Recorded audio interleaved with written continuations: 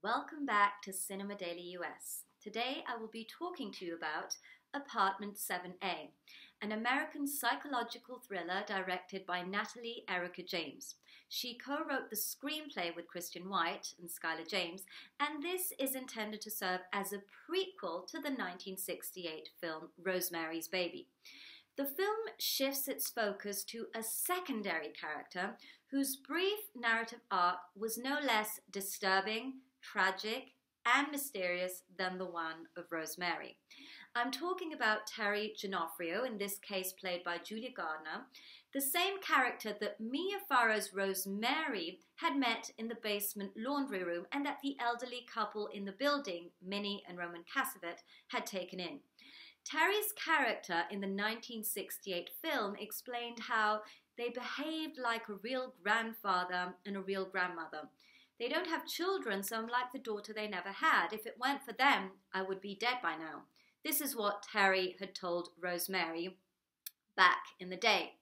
In Roman Polanski's film, Terry was a recovering drug addict and showed Rosemary the good luck charm containing tannis root that the couple gave her as a gift that they would eventually give to Rosemary. Always in that film, Rosemary Woodhouse and her husband Guy first meet the Cassavets when they return home to find Terry dead of an apparent suicide, having jumped from the Cassavets' 7th floor apartment. Basically, Apartment 7A explores Terry's version of the story. We discover that she's an aspiring dancer from Nebraska who left behind her woeful child on a pig farm to pursue her dream on the Great White Way in the Big Apple. She befriends a fellow dancer from London, Annie, and has a hard time navigating the challenging musical theatre auditions due to a sprained ankle.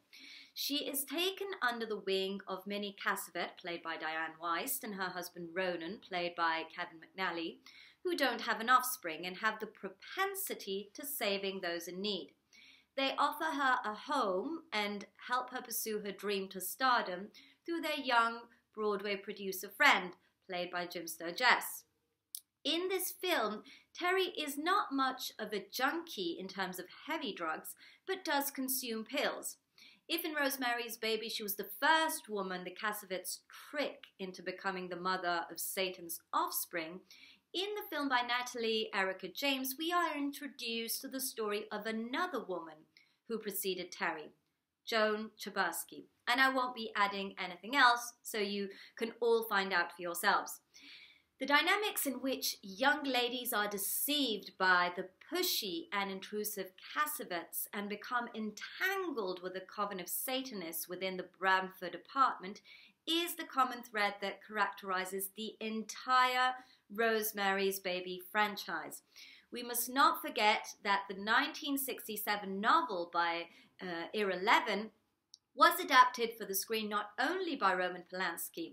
Now we have this prequel by Natalie Erika James, of course, but there was also a 1976 sequel called Look What's Happened to Rosemary's Baby, also known as Rosemary's Baby Part 2, which, by the way, is not related to Levin's 1997 sequel novel Son of Rosemary. And there's also a Rosemary's Baby 2014 television miniseries. Hence, this story has continuously attracted directors who wanted to convey their personal take not only on the dynamics of cults and the supernatural, but they also wanted to explore the female position during the 60s. Even though the film came out during the Cultural Revolution of 1968, which brought a strong wave of feminism, women were still seen as wives and vehicles for reproduction and breastfeeding. What is more astonishing is how 56 years later we are still discussing these issues concerning gender equality. In fact, the film has great contemporary resonance, since the debate, of course, is still ongoing. The idea of female constraint is very well represented in Apartment 7A through the theme of the deprivation of bodily autonomy. Terry is a dancer who uses her body in her discipline and has to overcome an injury. By the time she's under the influence of the Cassavets, she heals, but at the same time, she becomes a puppet in their hands, who is violated and impregnated by a glittery demonic entity. And if one wanted to make a joke, we could say that the devil wears sparkles. Amongst the other subjects not previously explored in depth in the 1968 film, Apartment 7A gives more space to another character that is just mentioned in Polanski's picture, Mrs. Gardenia, played by Tina Gray. She is another member of the coven and the previous tenant of the apartment where Rosemary and Guy moved into. As for the Bramford building where the action takes place, Roman Polanski used the exteriors of the Dakota on Manhattan's Upper West Side, which was constructed during the late 19th century in the German Renaissance style and conveyed the eerie allure required for the storyline.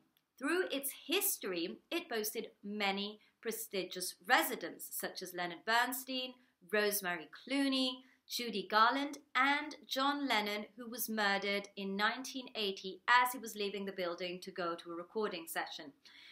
Needless to say that even though Apartment 7A was mostly filmed in London, the Dakota was recreated by the production designers since its neo-Gothic architecture provides a truly uncanny atmosphere.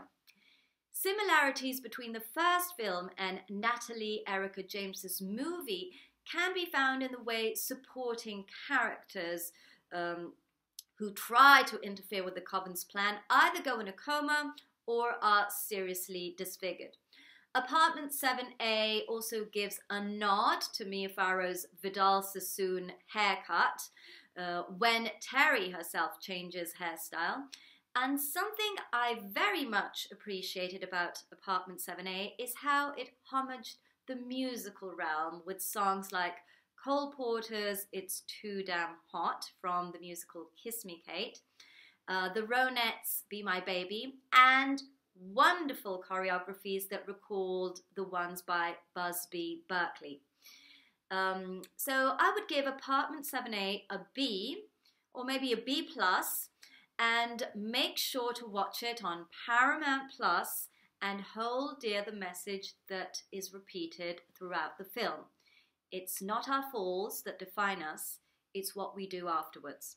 This is Chiara Spagnoli Gabardi for Cinema Daily US. I hope you enjoyed my chat on Apartment 7A. Make sure to leave your thoughts in the comments below and catch up with our next video reviews.